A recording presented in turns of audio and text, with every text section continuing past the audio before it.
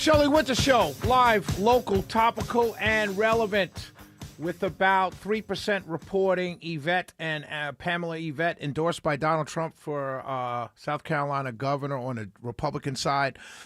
She is leading 27% to Alan Wilson's 25%. That's only 3%. And Lindsey Graham is at 60% with about 1%. Same 3% counter. He's at about 60%. He had a lot of challengers, and he looks to be running away with it. But we'll just keep you abreast of those races in South Carolina. A lot of the media saying this is a test. I'm watching CNN, and it says a test of Trump's pulling power. I think he's already established his pulling power. He's 117 and 1. So I don't think a loss or anything like that is going to, it's just funny how they report on stuff. It's funny how everybody reports on stuff. So one of the things you need to know about the African American conservative, of which I am one, a proud member of the African American conservative community. One of the things you got to know about us, affirmative action has never been something that we supported. And the main reason we have never really supported affirmative action is because we know human nature dictates that if you put something forward that is seemingly on the surface promotes race or gender, it would be used against that person by their neighbors. Right? So that's what we've always said. We've always maintained, as African-American conservatives, the reason why we're against affirmative action or DEI, whatever you want to call it, is because it calls into question the qualifications of the person by others, not by us, by others. So other people are looking and they see Joe, or just let's use me, Shelley Winter on WSB. Oh, he's only there because of DEI. So people will say that. People have said that. I've seen it on Facebook and social media, right? And so people will say that. And they'll say, oh, he's just there because. Or someone gets promoted. They're just there being promoted because someone's a manager, two managers, one white, one African-American. The African-American gets promoted, and the white guy will say, oh, they're just promoting him because of affirmative action. And so that's why we as African-American conservatives have always been against affirmative action when it's based on race and gender. However, that being said, as African-American conservatives, we've also known intrinsically why it was a necessary thing to do at a certain point in history. We know it. Now, we come to a point, because we know human nature, that people will doubt your abilities if they think you've only been placed there with because of some program, because of some government rule or whatever. Now, no one ever calls into question the white guy who's underqualified that gets a position, because there's no program for that. It's just the way it is. I give you a perfect example. We have a Secretary of War right now, Pete Hegseth, who, if you're being honest, is not qualified to be the Secretary of War or Defense, whatever you want to call it. You know it. Yet this guy is against DEI, when in fact he is actually the living embodiment of why you need affirmative action. It's really quite funny to watch. I bring all of this up because the other night I was watching a documentary. Two things happened at the same time. This is kind of how God works in my life. I was watching a documentary called The Great War. It's about World War I.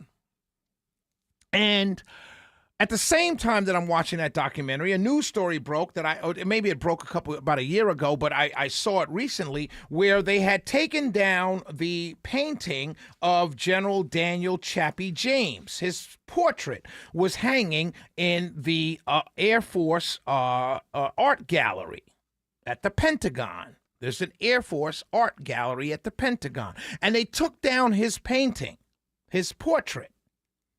And they didn't replace it with anything. They just took it down. This is a guy that had served in World War II, served in Korea, and flew missions in Vietnam, flew missions also in Korea. and had risen to become the first African-American general, 4-star general in American history. Totally qualified, right? 3 wars, 27 years of service. And they took down his portrait. And as you know, with the DEI stuff, whatever, they took down his portrait because I guess someone someplace thought this man had achieved all of this because of affirmative action. Not paying attention to the fact that he literally served in 3 wars, saw action in 3 wars. And so they took down his painting. So that happened while, that's in the back of my mind. I know this is going on. And there's been a number of African-American colonels and generals who've been taken off the promotion list by the Secretary of War. Because of some reason, they feel that these people have been promoted because of DEI. And so the pendulum has swung so far one way that it swung all the way back the other way. So it doesn't matter for your achievements in the military, of which Colin Powell once said the only true meritocracy on the planet is the American military. Because you don't promote people to important positions to carry out war and defend the country just because. But somehow, some reason, Pete Hegseth believes that happens. And maybe it does, but it doesn't happen to everybody.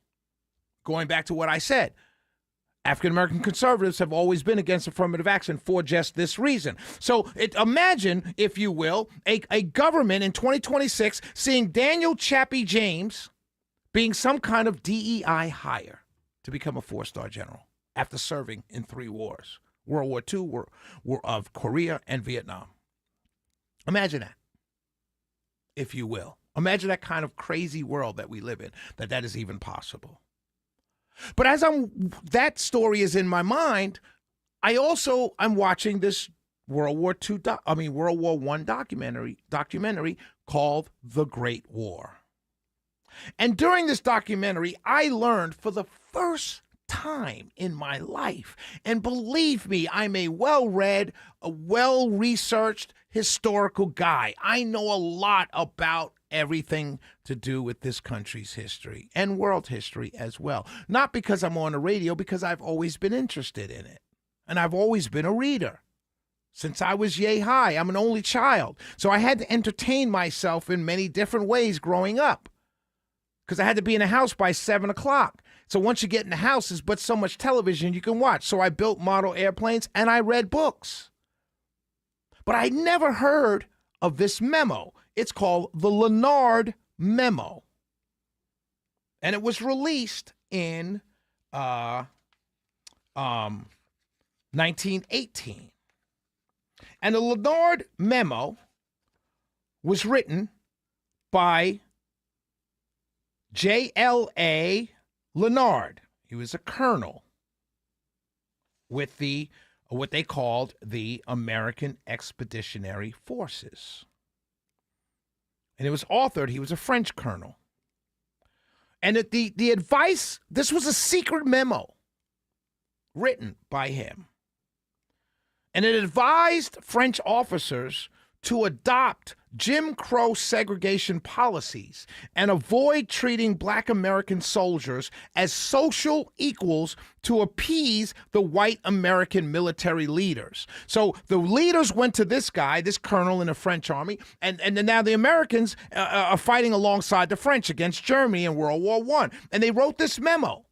Hey, in our country, these people are second-class citizens. Do not treat them as anything else but. But the French sergeants and the French lower-ranked officers, they treated the African-American soldiers like soldiers. Why? Because they were helping France defend their country against the marauding Germans. So the French soldiers were like, what do you mean don't treat them as social equals? They're standing right next to me firing at the enemy.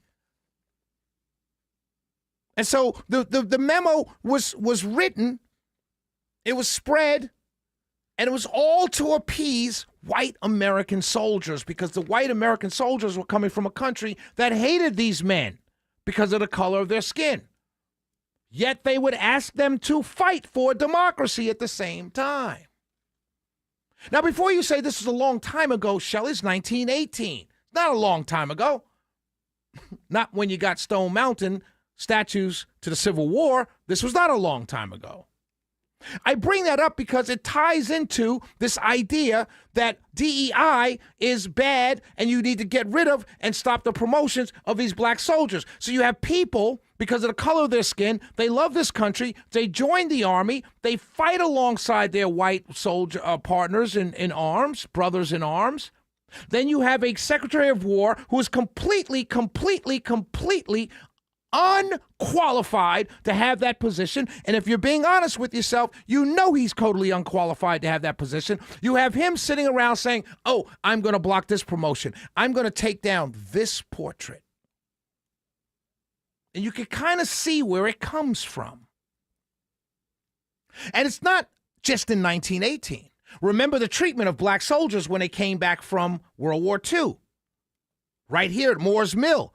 Two soldiers, soldiers in uniform with his pregnant wife. His friend goes to pick him up at the bus station. On their way home, they're pulled over by sheriff's deputies, tied to a tree, shot. The baby is cut out the stomach of the wife.